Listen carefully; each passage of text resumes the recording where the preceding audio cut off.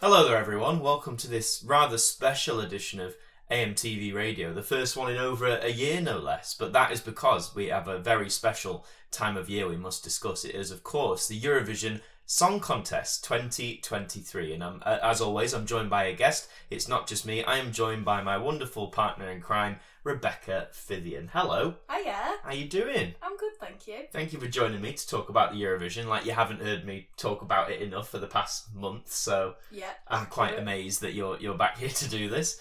But what we're going to be doing, we're going to be discussing the grand final. We're going to be talking about each of the different acts, what we thought, and about the whole contest as a whole, really. Just as a heads up, if the audio sounds a little bit different to normal, it's because we're going full gorilla setup here. We've got the microphone on a bed, and everything is going to sound lovely jubbly. So, without further ado, I think we should get on into it. This, of course, took place in Liverpool, which is a very special city to us, isn't it? That's where we met. Yeah. That's where we went to university. It's where we had a great time, and we actually got to go during the week of the contest. We went on the Wednesday, and I mean, how would you sum Wednesday up? Oh, it was a whirlwind of like positivity, joy, and just music. Every single street was filled with either buskers or street performers. And I mean, Eurovision Village, that was quite special really, wasn't it? Very special. I mean, just the positive atmosphere, like the buzz everyone had about the contest and all the different vendors there, the live acts performing, it was magical. And it felt like we were a part of it, even though we never went to the arena, but you still felt like a part of the events. But I just need you guys to make more t-shirts now, because we missed out. So I know. Yeah. Oh my god, that was so sad. We did queue up for quite a while to get a t-shirt at 2 locations as well, yeah. No less. So yeah, European Broadcasting Union, and if you're listening, please make more t-shirts. I assure you we won't be the only ones buying them. So the grand final, but at first I think it's only fair, Becca, I think you'll agree, that we pay homage to the 11 nations that did not make it through to the grand final. So yeah. Those being Malta, Latvia, Ireland, Azerbaijan, the Netherlands, Denmark, Romania, Iceland, Greece, Georgia, and San Marino. Now, I've got to be honest, Becca, I don't know about you, out of those nations I just listed there, the only ones I'm really gutted about didn't go through are Ireland and Georgia, for me. I would say that mine was similar. Ireland, I thought they were great. Really, really sort of fulfilling song. It was very wholesome. Georgia, amazing vocals. I loved her dress and the way her makeup and hair had been done as well. I thought it was very all Eurovision. Absolutely. But for me, Iceland, like, there was something about that song that she was just fully in the moment. I thought her storytelling was amazing. I thought just her level of commitment was top notch, and that was the kind of level I wanted to see in the final. So yeah, I was a bit gutted that she didn't get through. Well, you may be interested to know then, after the final, for anyone who doesn't know, they actually, in the semi-finals, they just say, here's the countries going through, but there's no, like, voting numbers, if you will. After the final, they release those numbers so people can see. And Iceland, because there's 10 countries can go through, they actually came 11th. So they were one place out. They trailed behind Estonia was the last one by 30 points. So it was quite a margin. But so they could have gone through. In Ireland, where did they come? Ireland they were 12th behind Latvia. So a bit further behind. But the Irish have had a bit of tough luck over the last few years at Eurovision. Definitely. But the grand final then, so 26 countries. Now what we're going to do is, we're going to do this in ranking order. So we're going to go from 26 up to first. That way we're not spoiling for any, like, who won, like, a quarter of the way in. No spoilers yet. I'm sure many of you have heard who the eventual winner is, but for those potential few who haven't, that's how we're going to kick things off. So starting then, unfortunately, in last place, in 26th out of 26, we're going to rock on over to Germany. Blood and glitter, sweet and bitter, we're so happy we could. So that was Blood and Glitter, performed by Lord of the Lost, and I'm just going to say, I don't think these deserved last place. Absolutely not. Like, no. Their whole get-up was brilliant. I loved the lead singer's outfit and vibe. I thought it was very, very daring for Eurovision. And I thought the song was good. It wasn't one of my favourites, but it definitely got your head bopping, your toes tapping. And I didn't, like you say, I didn't think it deserved last place at all. Oh, certainly not. Yeah. Yeah, it's a shame really, because the Germans in recent years haven't had much luck at Europe. Again, I think this is the second year in a row they've come bottom of the table, which is never nice. I mean, as Brits, we know that feeling all too well. Oh yeah. But I just thought it's a bit of an earworm. Not maybe the best rock song in the contest. There's one coming up that I think is better, but yeah, I think they deserve more, quite frankly. Because what do they finish with? 18 points, which is that's shocking. That's really, so isn't sad. it? Yeah, especially with some of the acts coming up, you know. Yeah. But sorry Germany, last place once again. It clearly wasn't to be this year. Better luck next time, eh? In 25th place now with a mere 24 points, it's us. It's the United Kingdom. Instead I wrote a song about to be wrong. I could have cried at home and spent the night alone. So that was I Wrote a Song by Mae Muller. So what happened here? Because, I mean, obviously we live in the UK, we're Brits, and, you know, when we heard this song, I think we both said, like, yeah, it's a bop, like, it's a good song. We weren't like, oh no, we've gone back to sending terrible songs to Eurovision. I don't know about you, I think I said straight from the off, in my opinion, I never thought it was going to win. I never felt it had that sort of oomph to win. But I thought, originally, it would come, like, top 10, maybe, because it's very Europop. Yeah, I didn't think that. I think out of all of the songs, I thought, like you said there, it was a bop. You know, it was certainly a sort of feel-good, summer vibes kind of song. But did it impress me? Not really. I think it was a very safe option for us. And I have to say it because I'm a huge, huge Sam Ryder fan. But you can't really go from somebody like Sam Ryder to a song and an artist like Mae Muller. It's very tame. And I feel like her performance as well was very safe. And I realise, you know, nerves may have played a part in that, absolutely. And we'll talk about other countries that were probably equally, if not more, nervous in their performances. But for me, it just felt very lacking. It wasn't the worst, absolutely. And I don't think it deserved to come second to last. But was it my favourite? No. Yeah, I think I still had my hopes set high that this was going to come top half of the board until we saw the preview at the second semi-final, and I thought, right, okay. And then the final, again, I don't know why there were no backing vocals on the chorus. Yeah, they needed to fill the space, really, didn't they? You've got to remember that, you know, how many people can you get into the M&S Bank Arena? Probably about 10,000 or something like that, yeah. So you fill in a space that's full of that amount of people, and of course it would be because it's Eurovision, and it just kind of felt like it was more of an intimate gig kind of performance. Yeah. And I think that was why the energy kind of, I don't know, I was like, why would you end the whole show on a song like that? Yeah, and I mean, I guess it was hard in a way because obviously you draw lots. So I mean, getting last is always like, oh my god, I've got to round this off. But yeah, and again, it's nothing against Mae Muller. She seems like every interview in that, she seems like a lovely human being. But yeah, it's just after the performance, we came second to last. I can't say I was surprised, sadly, and I hate saying that. However, I think Mae Muller does deserve to place over the next act we're going to talk about, because in 24th place, with 30 points, is Serbia. Hello? So what you just heard there was Luke Black with Samo Misispava for Serbia, and I don't think they should have got through to the final full stop. Definitely not. This is what robbed Ireland. Oh yeah, definitely. Yeah. I think, you know, thinking about Eurovision and what it stands for, it's about bringing people together through music, and I think that the Ireland entry for this year did that. And we both said it, that during the semi-final performance he was incredibly nervous, but it was a great song. And this, what was going on? Why were we in a video game? I know. I kind of appreciated where they were trying to go with it, and I kind of got a little vibe.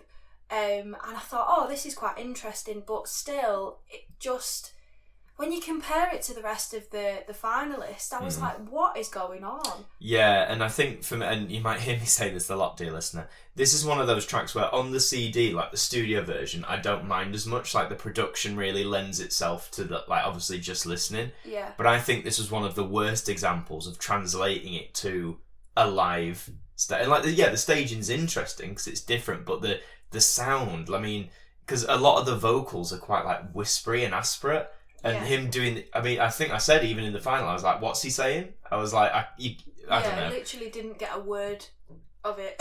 No, exactly. So I'm amazed he even got through, and 24th. Honestly, I think between this and One of the Nation, I don't know about you, Becca, this would be my last place if I had my way. It's one of my bottom three, I would say. I'm not quite sure where it falls in that three, but right. It's definitely not one of my favourites. Massive downgrade as well, Serbia. You went last year from Biti Strava. Oh my god, Biti Strava. yeah! Honestly, you went from that incredible. To... It's like they said, right, we'll keep the weird, but they didn't get the right kind of weird. They went complete... So, sorry, Luke Black, again, I'm sure you're a nice person, but your song just wasn't it. So, and now moving to 23rd place with 59 points, we're going to Portugal.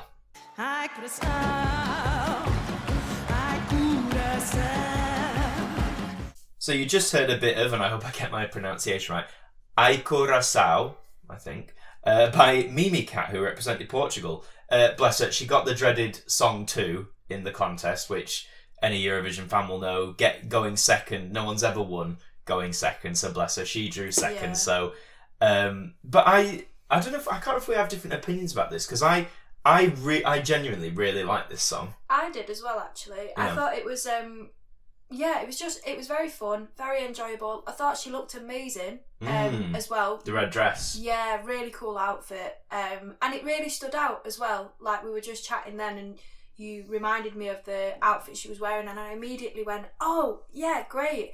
I really enjoyed it. I thought it was a good, solid number 2 performance for me anyway. But I don't think it was ever going to win. No, a bit of that song too, Curse, or that you just don't think the song had... I think it was a bit of both, really. I mean, to be honest though, if I'm being completely honest, and this is a bit of a spoiler, the first performance of the night for me was pretty poor. So actually following it with Portugal was a step up. Right. That was just my opinion, but we'll chat about that more later on. No, that's fair. Just props to Mimi Cat. I liked her vocal personally. Yeah, really liked her vocal. She sang in Portuguese, obviously a native language, and I mean, I know people have different opinions on this, and sadly, I think a lot of Brits are like, what, a song in a different language? I don't understand. But I think we really like hearing people sing in their own languages. Definitely. I think it's really nice to not only hear other languages, but to see how they convey music and stories through that. I think it can be really... I don't know, it's just a really nice thing to experience because it gives you a different perspective, and I found it when I was listening to both this song and lots of others from the final, where I just connected to the song in a completely different way because it was in their language. Yeah, and I think our next entry is a perfect example of that, because in 22nd place with 76 points is Albania.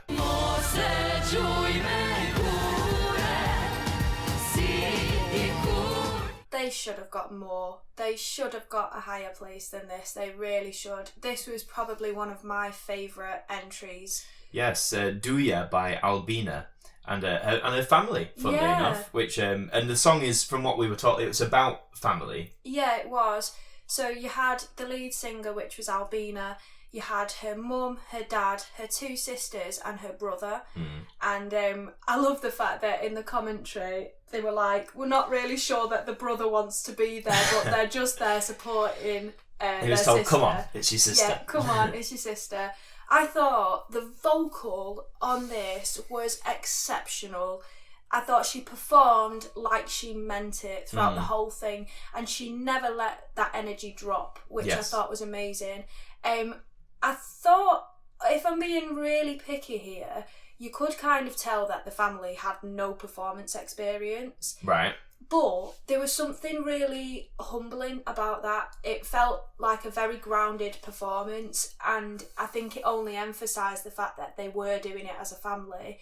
Have we ever seen that before in Eurovision? I think they were saying on the commentary, I don't think we've had a full fact, we might have had like 2 brothers or 2 sisters, but I don't think we've had, because there's a rule in Europe. I don't know why. There's a rule in Eurovision. You can only have 6 people on stage maximum. Right. God knows why. But I think this is the first time where everyone on stage has been family. That's really interesting. I really loved it. I thought the whole way that they staged it, the lights, the AV, fantastic. Yeah, really great vocal. Really impressed us when we heard it in the semi-final, and thankfully they did so again here. So yeah, really gutted this came 22nd. This definitely would have. Yeah, I'm going to say it. I think this would have been in my top 10. Oh, absolutely. Not sure where, but it would have been there. I think for me, this would have been in my top 5. Oh wow, really? Top 5? Really. Do you know where or? That is a tough question. Just floating around somewhere. I think it would have probably been maybe 4. 4? If not 5. Solid. Yeah, very good. So. Well done. Better luck next year, Albania. But now we move on to 21st, and oh boy, here we go. So you're about to hear a little clip from Slovenia.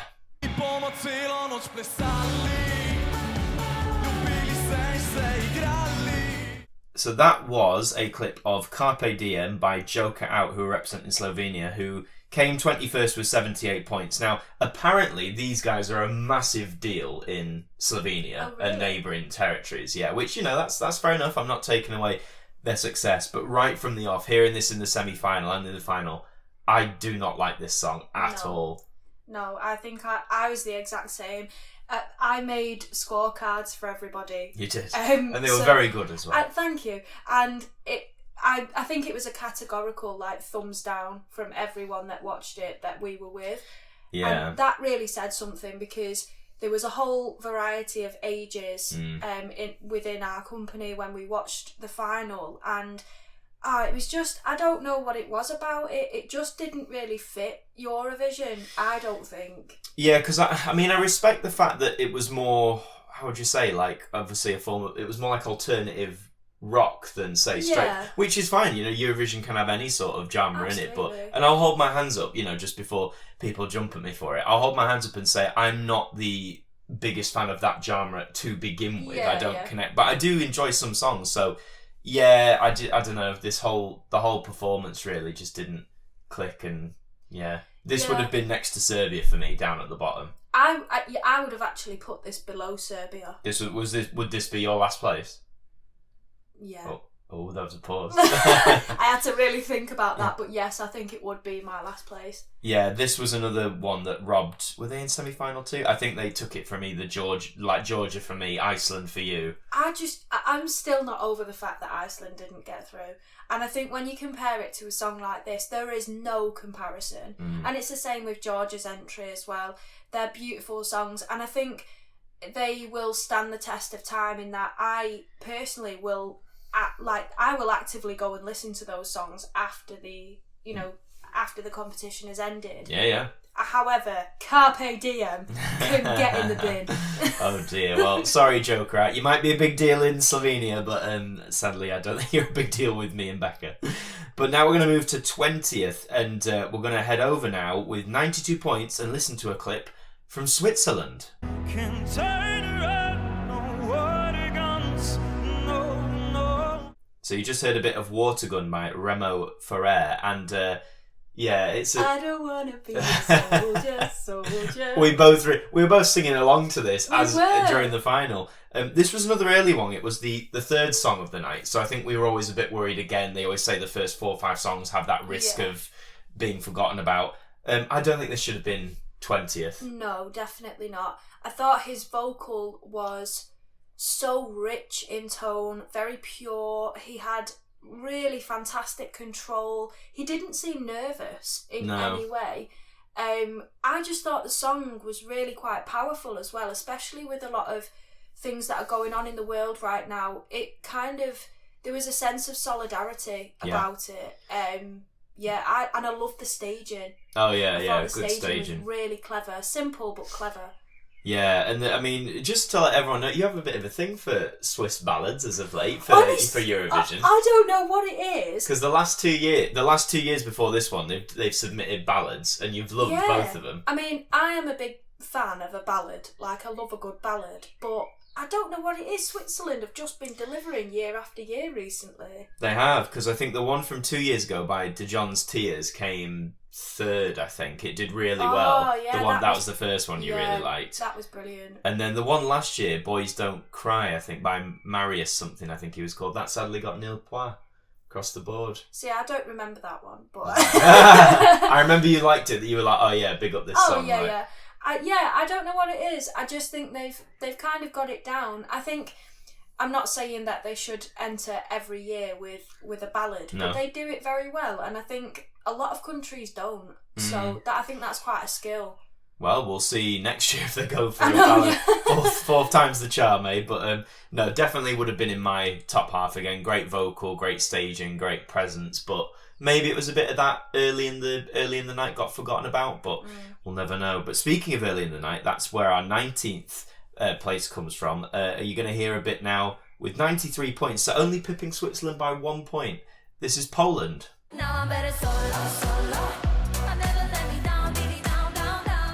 So that was a bit of Solo by Blanka, who represented Poland. This shouldn't have made it to the final. No. This was bland on a stick.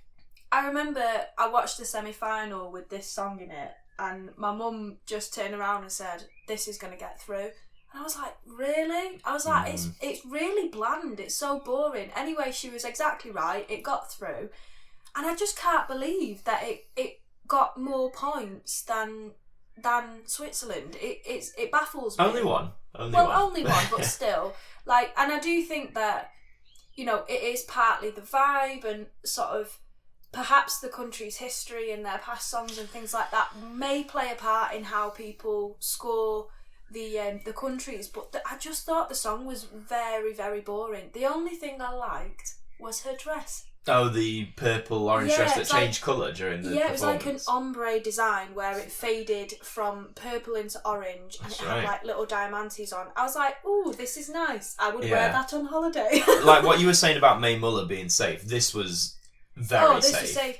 And I think as well, her vocal was not necessarily the best of the night. No. And I thought, it's fair enough if the song is a bit bland, that's fine. I think a lot of people would forgive that if it was performed well. And it was told, storytelling wise, it was told well, but there was nothing to tell. It was boring. I think backing vocals hit her a lot. Yeah. And there's this whole debate at the minute about, they should make all vocals be sung live as they used to, because it was a COVID precaution. I think originally they said, right, you can pre-record your backing vocals, but you have to sing your lead vocal live. But I think we should do away with that now, because I think that'd really show some people up. But anyway, I'm glad it's not higher than 19th, but it would have been in my bottom 5 personally. But it shouldn't have got through anyway. Sorry, Poland. Moving on to 18th then, we're going to listen to, with 96 points, we're going to listen to a bit of Moldova. So that was Pasha Parfeni with, I'm going to butcher this, aren't I? Sorel Sheluna, I think that's how you say it. This performance, this was the guy in, he was showing his culture. There was the gremlin character playing the flute or whatever. I think they were meant to be a gremlin. I mean, please correct me. That's probably ignorant British man talking. I thought it was a gremlin. I didn't really know what was going on in the whole performance, but no, I didn't either. I don't think it was the worst out of all the songs, and I think it was probably right to come somewhere in the middle. Yeah. I just didn't really understand what vibe they were going for. I got very kind of almost tribal, very sort of earthy vibes from it. But for me, this was this didn't get a high vote for me at all. No. I see. The thing is, I always like it when they go to show, because I think they said in the commentary it was designed to show a bit of Moldovan culture or some ancestry or heritage or whatever. Yeah. And I'm all for that. I always like learning about different countries, different cultures, etc. But yeah, like I say, the vibe of the song and the production of it, it was I wasn't clicking with it. I do think as well it had the potential to be really quite gripping.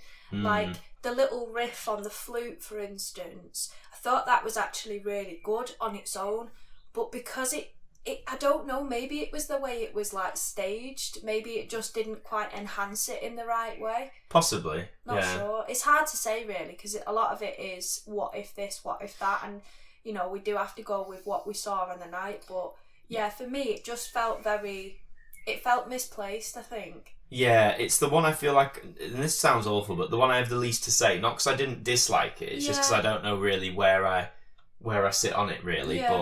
But I do have a bit more to say about our next one, which is 17th place with 100 points. We're going to listen to Spain.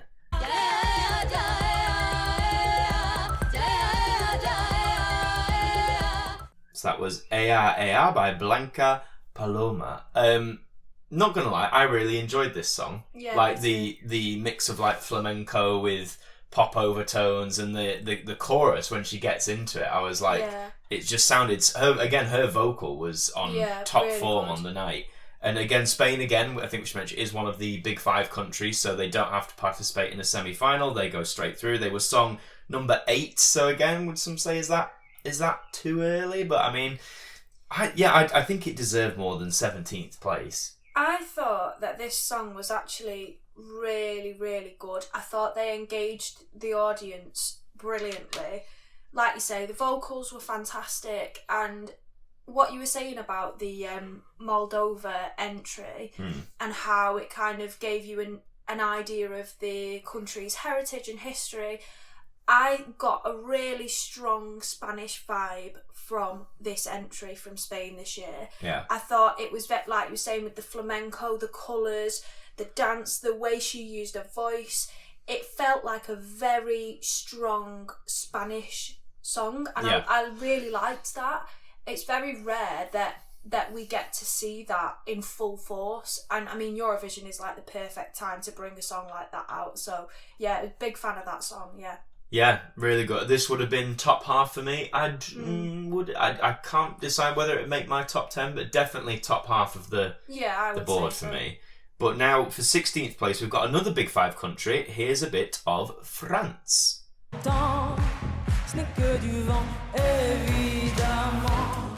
that was Lazara with Évidemment. Now, oddly enough, was that good? Was that really bad? If anyone's French, I'm so, again, ignorant British man, just use that as the excuse. Oddly enough, before this was touted by the book. I don't know why, as the bookies, as being like one of the top 5 to watch out for. And you know, France again, it's a big 5 country, so they don't have to compete in a semi-final. And they've done all right the last few years. They've had some pretty high standings. And when the bookie said, "Oh, this is one," I thought, "Oh, right, okay." And I think both of us, when we saw it, we were like, "It's fine." Yeah, for me, like I thought it started really well. It was very enticing. I liked the fact that it was just a woman by herself on a podium. She looked incredible, but it just kind of stayed at one note, like one energy level throughout the whole thing. And for me, I found it a little bit boring. I didn't actually score this on my scorecard. Would you believe? Did you not? All I wrote was... Were you in the loo? No, I wasn't. All I wrote was nice diamantes, because I was like, that's all I can say about it, which is a shame really, because again, you know, I feel like there was a little bit of missed potential. Absolutely. And I think it comes down to how much the country invest into their participation in Eurovision. You know, are they going to invest in good AV? Are they going to invest in good sort of pyrotechnics or dancers or backing or whatever? Yeah. And with this, I got the fact that, you know, they wanted to make it a spectacle with one person, but it just didn't really achieve that for me. No, and like you said, it very much echoed. It reminded me of like I can't remember which one, but like a Dua Lipa song where it's like a new form of like the beat was like disco-ish, with like a vocal, but it doesn't necessarily change throughout. Like you said, it just sort of stays on that évidemment, which is a little earworm, but yeah. So France 16th, I think I would have put them a few places lower, but yeah, it would have been quite a bit lower for me, I think. It only beat Spain by 4 points, but I definitely would have put Spain above this. I think Spain should have gone a little bit higher. Well, moving on to 15th place, a bit of a shocker this one. We're listening now to Austria.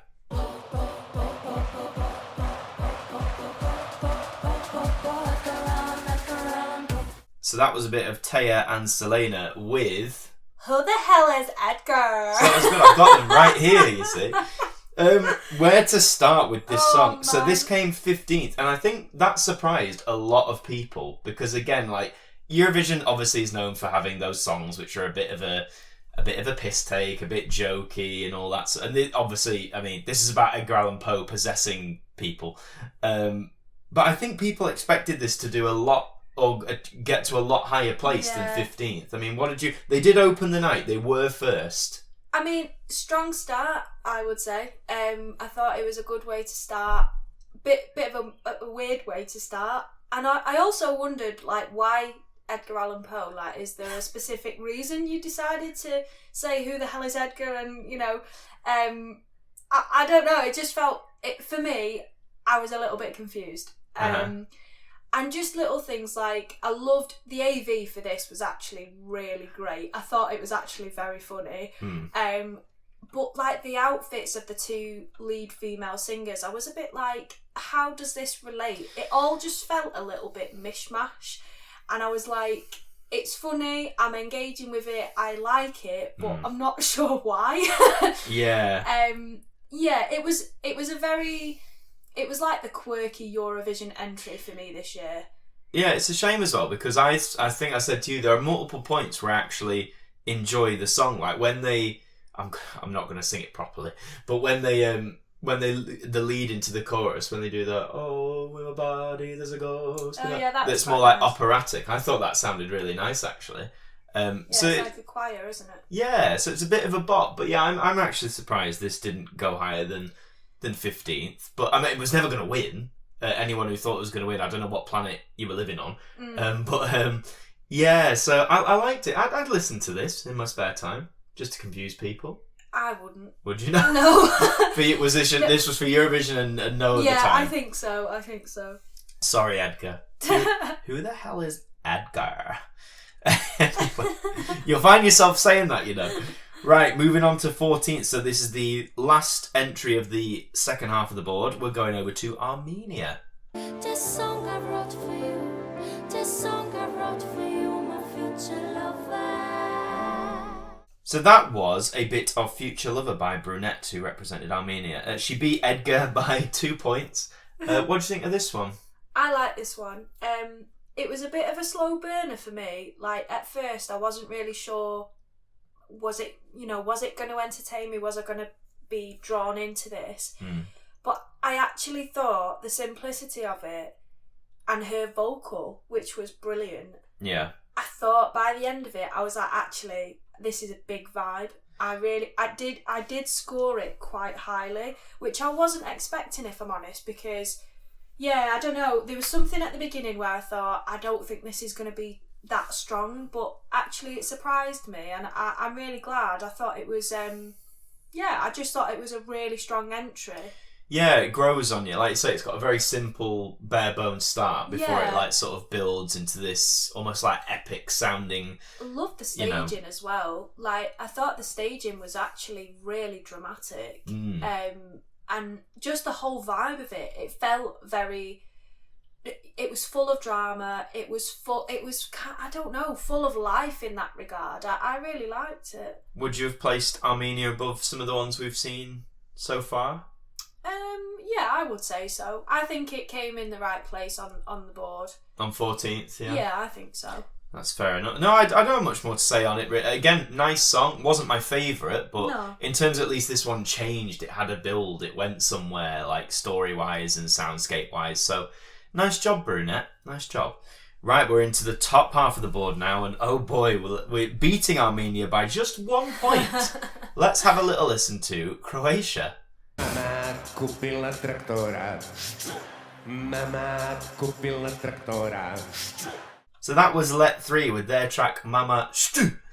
I believe that's how you pronounce it. I read that that's not actually a word, that's just two, like, letters in Croatian slammed together. Yeah, well, I can see that. Yeah. But you got to admit, this is an earworm. Oh, this is just one of those songs where you're watching it, you're listening to it, and you're going, I haven't got a clue what is going on, but I vibe with it. Honestly. It was a massive, like, it was a political. But Becca, really. Eurovision is not political in any way, shape, or form. But it was like let's be real. There was a lot of politics behind this song. But saying that, I thought they did it really well. They they just didn't care, did they? They just went with it in their Y fronts. Honestly, not one of my absolute favourites, and I didn't really kind of get the vibe of it in terms of their intention in the song. I didn't really get it. But staging, quirkiness, I thought it was good. Well, I loved it. Obviously, as you said, this is a very thinly veiled piss take at a certain leader and about war. And honestly, first of all, if you haven't seen them stage this, please go onto YouTube and watch it. And just, as Becca said, bask in them. You'll see it's bonkers. You'll see pink military jackets. You'll see nuclear warheads that fire fireworks. The best thing for me was the guy holding the two. The missiles. The two missiles. Because I thought, you are literally being paid to stand having a great time with two giant missiles on each leg. I mean, it doesn't really get more Eurovision than that, Absolutely. And my final thing to say on it is, if you watch the music video, watch it with English subtitles, because you'll see what I mean when I say this is very thinly veiled as a statement. But 13, so I'm not surprised this did. No, I'm surprised it did better than Edgar. Out of all like the jokey songs, I thought Edgar would do better, but yeah. Would you have put it 13th? Bang on halfway on the board? You know what? I probably would. I think I would too, to be fair. But now, back to more serious matters. We're going to the 12th position now with 126 points. It's Cyprus. So this was Break a Broken Heart by Andrew Lambro.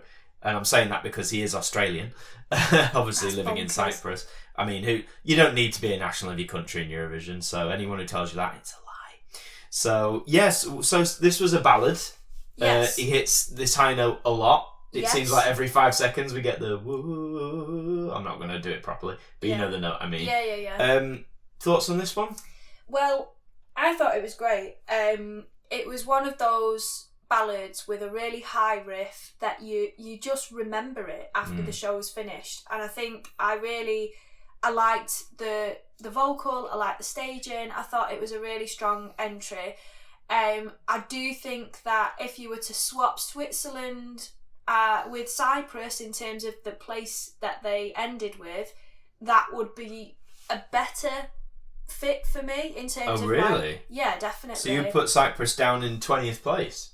Probably, yeah. Wow. But saying that, I really like the song, and the song is good. Yeah, we had a younger member of our family watching Eurovision with us, and he was basically howling along with Andrew as this song was happening, and I loved that. Yeah. I thought, well, if nothing else, you've got a 3-year-old's vote, so that's a really good sign. That's strong. I do think that this was a good song. I just think there were a lot of stronger entries this year. That's fair. It was a tough one to call, really, but yes, I did like Cyprus. I liked it as a ballad. Yeah, I think the chorus really got me. Obviously, I know I joked he sings the same high note every 5 seconds, but it's a good high note. Oh yeah, it's a strong. He did it so well. He wasn't flat or sharp at any point. He was on the nose with those notes.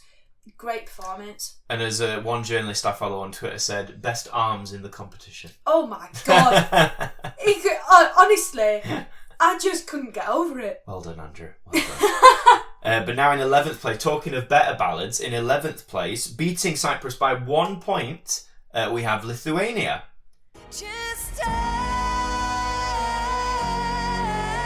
with me. So that was Monica Linkjete with Stay.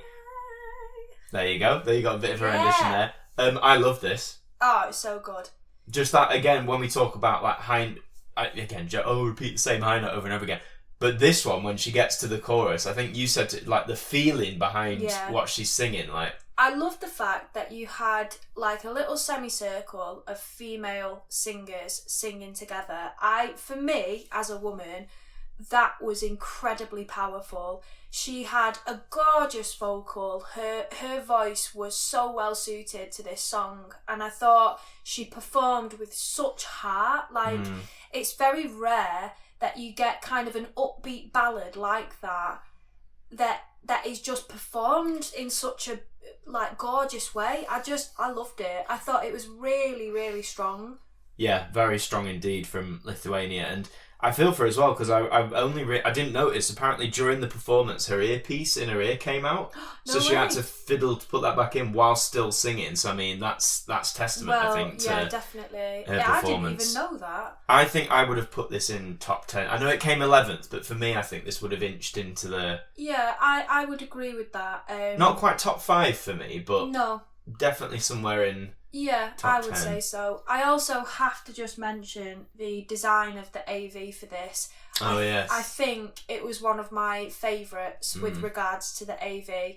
There was something very, very earthy about it, and it felt very grounded, and it only kind of emphasised it when you saw these women singing together, and you could just tell that each of them were having the best time. Yeah. And I think that makes such a difference. And I think that will come up again in a few of the countries that we're yet to mention. Absolutely. And with that, we are now, folks, in the top 10. So Oh there's my 10 gosh. nations left. If you've been very attentive or if you've got the countries up, you'll know which 10 are left. So in 10th place, only by 2 points though, with Lithuania, with 129 points, it's Czechia.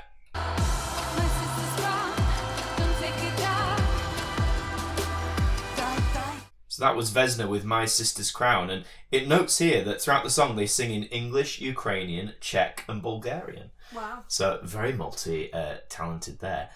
I love this song from the off. I loved it hearing it on the CD. I love the live presentation with the girls all in pink with the long hair stuff and talking. Well, it's about female empowerment, really. Stuff. You know what I mean.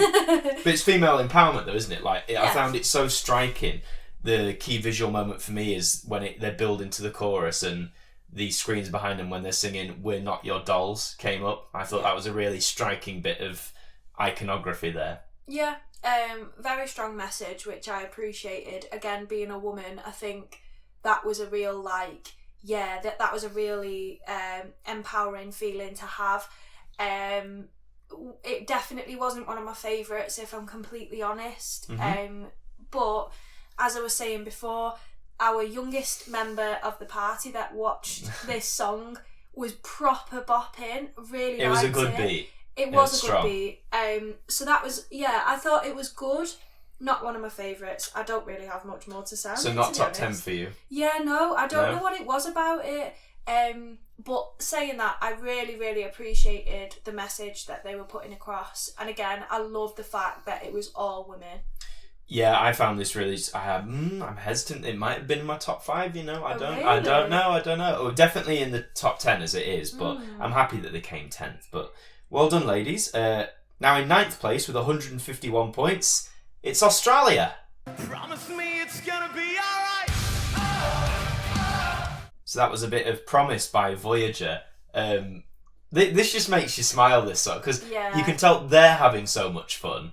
And both the main and the backing singer, well, the whole band, that you can they're giving so much like passion in the performance. Absolutely. It's hard not to like it, I think. Yeah, I think charisma really does go a long way in Eurovision, and the lead vocalist and the guitarist who did the backing vocals, I thought they had bucket loads of charisma.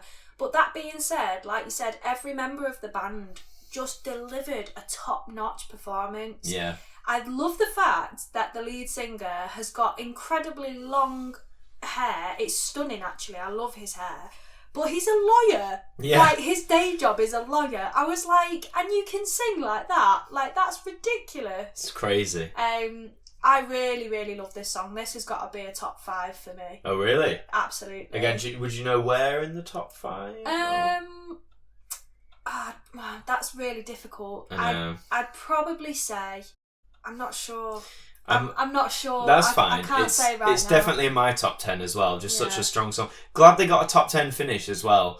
Because sadly, Australia might not be taking part next year. Their current deal with the European Broadcasting Union only went till this year. Hopefully, because I mean, out of the 10 years is it 10 years? No, sorry. Out of the 9 years they've competed, they've only failed to qualify once. That's a pretty decent track, and they've always sort of finished in the top half of the board. So I'd like to think, and they love it in Australia. Apparently, they love Eurovision. So I'd like to think, hopefully, fingers crossed, they'll negotiate for them to continue. And if you're still mad that they aren't in Europe, just it's been 9 years, get a grip. But yeah, so you're happy with this being in 9th place then, finishing 9th? It should definitely have got more. Yeah. Definitely. And I think as well, a lot of people would agree on that. The audience's reaction to this performance in particular was they were buzzing, and it just didn't really reflect the sort of overall final score that they got. I just thought it was a fantastic entry. It was one of my favourites. No, really strong. Well done, Australia. We hope to see you again in future competitions. But now we'll move to a surprise 8th place, I think. Here's a bit of Estonia. Now I see myself building up a world of bridges. So that was Alika with Bridges. She got 168 points, so quite a way over Australia. But I think this surprised all of us watching, really, that they came 8th in the end. Not a bad song. Putting that, not... Becca's... No, I think her vocal was very strong. Her vocal was very good. Strong vocal. Another ballad. Another ballad. She was on her own. It was a strong vocal. Definitely wasn't the best sort of overall vocal out of everybody, but she did have a fantastic voice. I loved her outfit. Oh, the blue. Yeah, it's like a blue suit. It was gorgeous. I don't know what it was. It just I felt like I'd seen this song before. It wasn't very original. I suppose not. Apart from the haunted piano. Yeah, that was a bit odd. It was a bit odd. I'm not sure how I feel about that. But I mean, Estonia, they have won the contest once. I mean, they've got precedent. But I don't dislike this song. Yeah. But I was very surprised when they were like, oh, it's 8th. I was like, really? Out of some of what we've talked about? For me, I wasn't overly bothered about whether it actually got into the final. But I did say, I think this will. Yeah. Because I think people like this kind of style for Eurovision in a ballad, in a strong power ballad. I mean, her vocals at the end of the song, really good, really good. And I can completely understand why somebody would enjoy watching and listening to that. So, I would say it was probably placed in the right place in the end. Oh, really? You're happy with it being in 8th position? I mean, I'm not, but I'm thinking of the people here. Would you have kept it in the top half of the top 13 of the board? Yeah, I think so. More towards the halfway line? Yeah. Well, I mean, fair enough, Estonia. You surprised everybody. Yeah. Now, moving on to 7th place with 182 points, we have Belgium. And it's all because of you. So that was Because of You by Gustav with his famous big hat. I love this. This was a bop. This was very much like a 90s dance throwback. Yeah, this was like empowering. This was like, doesn't matter who you are, this song is for you. And I love that vibe. It was a dance track. It got you going. It made you feel good. For me, this is what I love about Eurovision, is those songs that you remember afterwards because it made you feel so positive. I know this was my mum's favourite, and I can completely understand why. And his vocal, man, oh my God, it was just... I think his voice is like... I mean, we've talked about this outside of Eurovision as well, about people who just have the right kind of voice for dance and for pop. Yeah. And he definitely did. I thought his control and just delivery was great. And I mean, I still remember it now. It's ingrained in my mind. Yeah, and his presence and vocals, a bit of Boy George, bit of Sam Smith in there, I love that vibe. I thought his whole get-up, his outfit was fantastic, And you can tell how much it meant to him, because I think the commentator said he'd done backing vocal for Belgium at a few Eurovisions now. Oh, wow. So obviously this was his first time as the lead artist, and I think both when he got through in the semi-final and even finishing where he did, I think you could tell how much it all meant to him. 100%. So fair play, Gustav. It wouldn't, not my top 5 personally. I think it came in the right place. I know for me personally, I wouldn't have put it in my top 5, but I think 6th place, well deserved, to be honest. Oh, sorry, 7th. Yes. Well, that changes everything. Oh my God. That changes everything. Well, actually, no, I feel like I would have put it in 6th place if I'm honest. Yeah? Yeah. Well, okay. Well, we'll see what the 6th place has to say about that. Moving on now. So this is quite a leap with 243 points. It's our previous year's champions, Ukraine.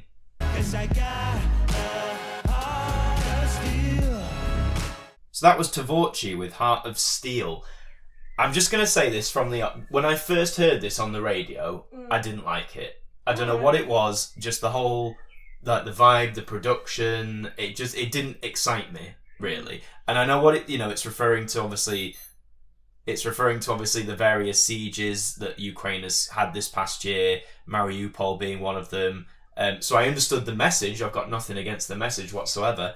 But for me, that all changed when I saw it in the final. Yeah. The AV, as you say, was very impressive. Yeah.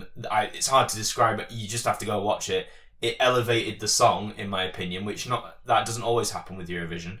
I still wouldn't put it top 10 for me. This wasn't a top 10 finishing song, but really? my opinion is more positive than it was a few months ago. What do you reckon?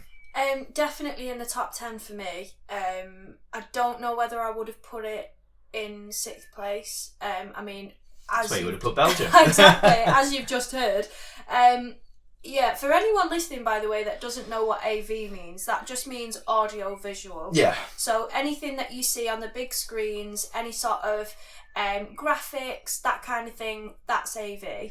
And I completely agree. I think the little clip that we saw in the second semi-final for Ukraine's entry didn't really give a full idea of what the song was going to be like. I genuinely thought, I was similar to you, I thought, I don't think I'm going to enjoy this, but we'll see. Anyway, I really liked it. This was definitely up there with as being one of my favourites, definitely top 10. I thought the vocal was really great. It reminded me a lot of like sort of chilled R&B vibe, the actual vocal itself, which I really like I would listen to that kind of music outside of Eurovision. So I think I'm going to be listening to this song quite a lot post contest. See, folks, we do have very different opinions on some songs. Yeah. But no, big respect to Tvorchi, obviously, because they're having to perform when Ukraine is still under siege, unfortunately. But no, very well played. But now we're in the top 5, the final 5 countries. So in 5th place with 268 points, it's Norway.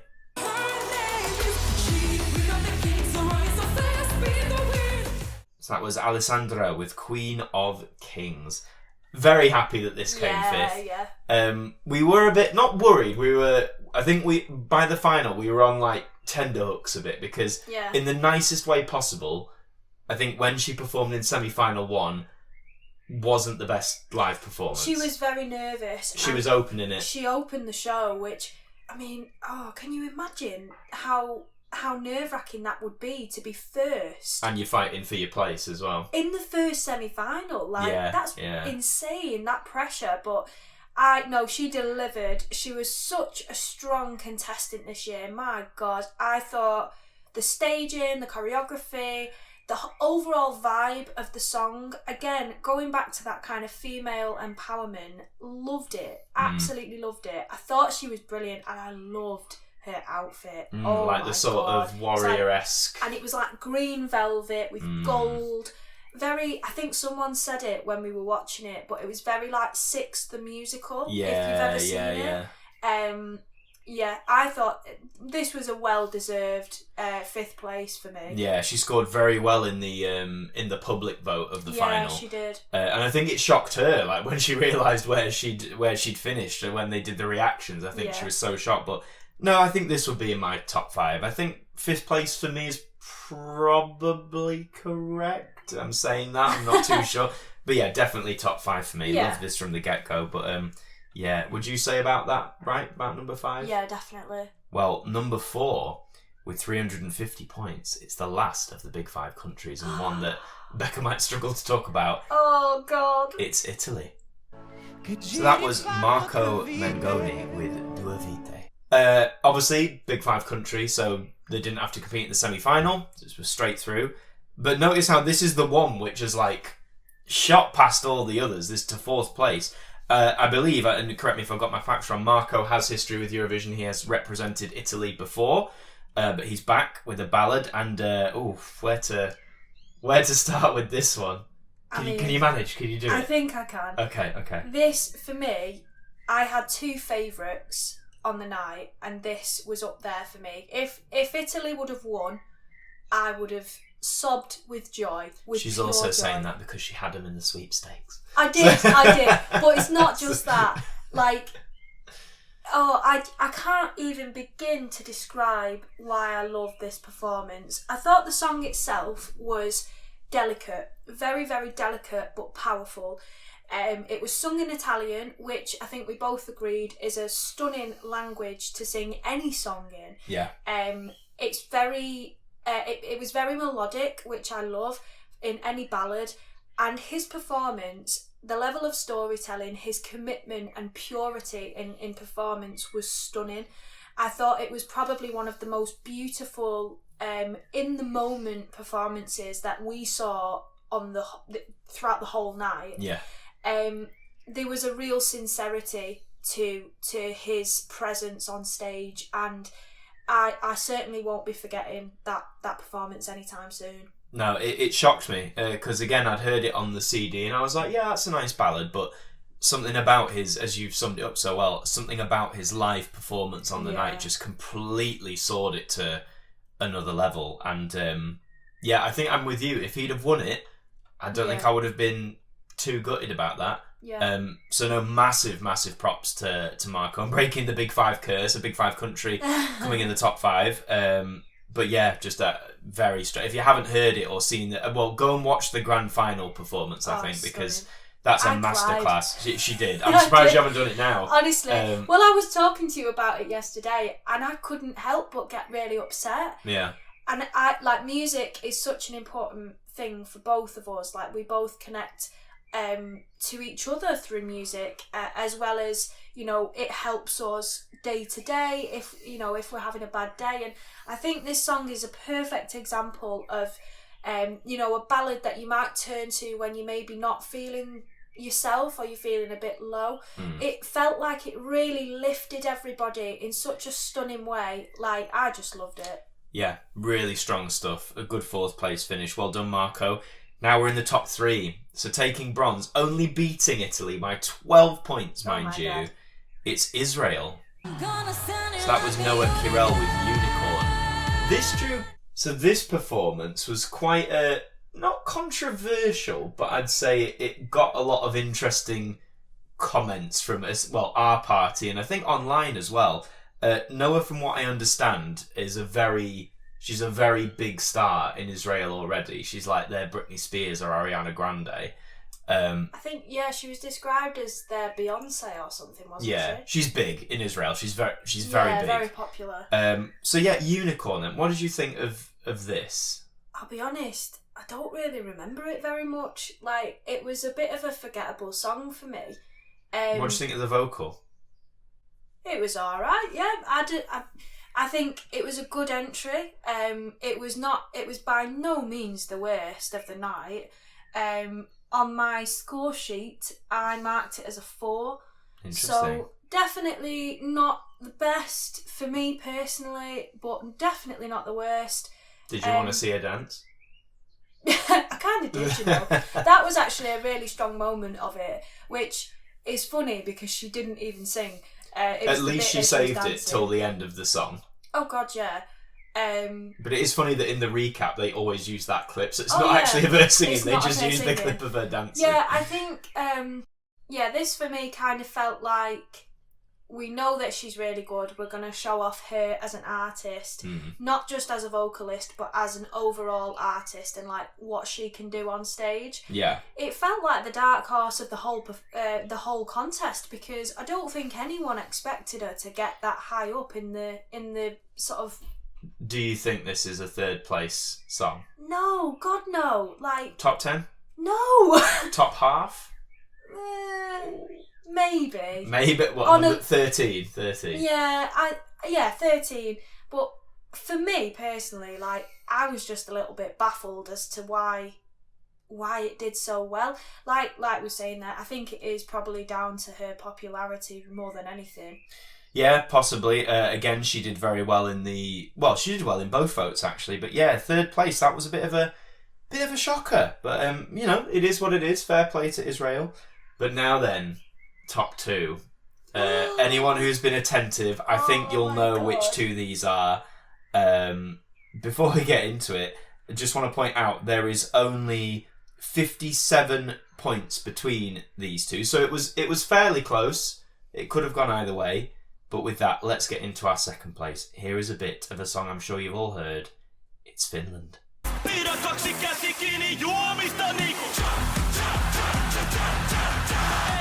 That was Korea with Cha Cha Cha. We love Korea. Korea. If you're not following Korea on Instagram, you need to go and do it right now. Absolutely. Because he is so funny. I think what I loved about this entry was it was so ballsy. It was so out there. The song was a real earworm, but it was the energy. Like Korea brought 150% energy, and for me, I would have loved to see Finland win, because I just thought it was like the quirky, slightly rock vibe that we love to see in Eurovision. It was, I just loved this song. And I think had it just been down to the public, then it absolutely would have won, because this got the most votes from the public, around 376, which I think amazing. Could possibly be a Eurovision record. I'm not sure, but this was definitely, as people are saying, the people's champion. Yeah. And rightly so. Again, like as you said, a fantastic performance, very out there song, but one that instantly sticks in your head. Yeah. It's funny because I don't know if you remember this. When I first heard this song a few months ago, I played you a bit of the audio, and at first you were like, "Oh, I'm not sure about this," but I think it's when you see the performance. Yeah. And we have the special distinction of we saw Carrier live. At the start of this, we said we went to Liverpool on the week. Well, in the Eurovision Village, they had various acts performing, local acts, established acts, but also some of the acts from Eurovision itself. And we were so fortunate that the day and time we were there, Carrier in his green bolero shirt stepped out onto the stage, and he did a few of his songs, which were all pretty sick, like all very heavy, industrial. I am going to be listening to Korea a lot after Eurovision has ended, 100%, because it's very I can imagine going for a run listening to Korea. I can imagine going on a night out, having a boogie, listening to Korea. I can imagine feeling rubbish and needing to pick myself up with a Korea song. That is the kind of artist he is. He's so versatile, and I love that he's just not afraid of anything. I don't think he was remotely nervous. Oh, no, not nervous at all. And I love that. It was like, this is who I am, this is my performance, have it. And I loved that. Absolutely smashed it. And but as I said, sadly, it was not the winner. There is still one more song to go, and we will address that now. So in first place, the winner of Eurovision 2023 with 583 points is Sweden. So that was Loreen with Tattoo. Oh, where to begin? Loreen she's won Eurovision before, back in 2012 with Euphoria, which is still a banger, an incredible song. Yeah. In many ways, Tattoo, you could say, is similar in some ways to Euphoria. It has that sort of very atmospheric opening and build. I mean, her voice, we talk about voices suited for dance music, but she's got that lovely atmospheric quality to the way she sings. And then when she lets loose in the chorus, it's just straight power from the powerhouse, off. You can tell she's a mature singer, someone who's mastered their voice, what it can do, Yeah, she can take it. Yeah, she knows how to use her voice and she knows how to use it well. I loved the storytelling in this song. I thought was really beautiful, to be honest. The staging only complemented that. It was really, it was quite a spectacle to watch. You got goosebumps. I'm even getting goosebumps talking about it now. I just thought, this song was a real. It was a worthy winner. Absolutely. I know you were a huge fan. You even went dressed. I went dressed as Sweden. I might put a picture on screen, but yes, God. I mean, what can I say? This is just, this is, some would say, as close to perfect as a straightforward pop song can get. I am going to play devil's advocate here and say that her semi-final performance was chef's kiss, beautiful. The performance in the final, for me, actually wasn't perfect vocally. But what I liked about it was that there's a real authenticity to Loreen and the way she conducts herself on stage. And it didn't matter that it wasn't vocally perfect because she was in the moment. She felt every moment of the song and she went for it. And I think when she won and sang, oh my God, I think everybody in that stadium would have been in bits because it was stunning. She literally could have blown the roof off the stadium with the power that was behind her voice. Exactly like you were saying there, Adam, with her vocal maturity and her understanding of her voice and what it can do. I think it was just the perfect song for her. Absolutely. I wonder what it would have been like if that would have been Sweden's entry this year and somebody else would have sung it. Would it have won? I think it's one of those songs with the build it has. You need that vocal powerhouse. You need that voice that can be controlled and be used to maximum effect. So unless they had another singer like that, then I don't know. But I mean, congrats to Loreen making history, the first woman to win Eurovision twice. Amazing. Only the second time it's ever happened, full stop. And Sweden are now joint record holders with Ireland as the nation that has won Eurovision the most at 7 times. So Ireland's sweating it now. I think they're like, right, we need that 8th victory, we need to qualify. But yeah, we'll be somewhere in Sweden next year, who knows where, but we will be there. Final question I have for you, Becca, is obviously I know, we joke, we had the sweepstake thing going on. I had Sweden, you had Finland. Forgetting all that aside, either of those two, Finland, Sweden, would you be happy with either of those as the victor? For various reasons. So obviously Sweden won, but if it had been Finland, obviously you would have been buzzing. Yeah, for me, my top 3 were Finland, Italy and Sweden. So in that order? Probably. Cool. Most likely. If any of those would have won, I would have been incredibly happy. I did have Italy and Finland in the sweepstake. And to be honest, I was just really, overall, I mean, yes, of course, I was a little bit gutted that Finland didn't win, if I'm being honest. I did have a bit of a grump on for about 20 minutes. But that being said, I was just really buzzing that they came in the top 5 because I thought they deserved it. But yeah, I thought Loreen was a more than worthy winner. She definitely deserved it. And like you're saying, Adam, there was something about her performance that was so authentic, so ethereal. There was a real atmosphere in the stadium and it changed a lot when she came out and performed. And I think that only emphasises how deserving she actually is of being able to create that and maintain it through her performance. Just brilliant. I think she's a very, very worthy winner.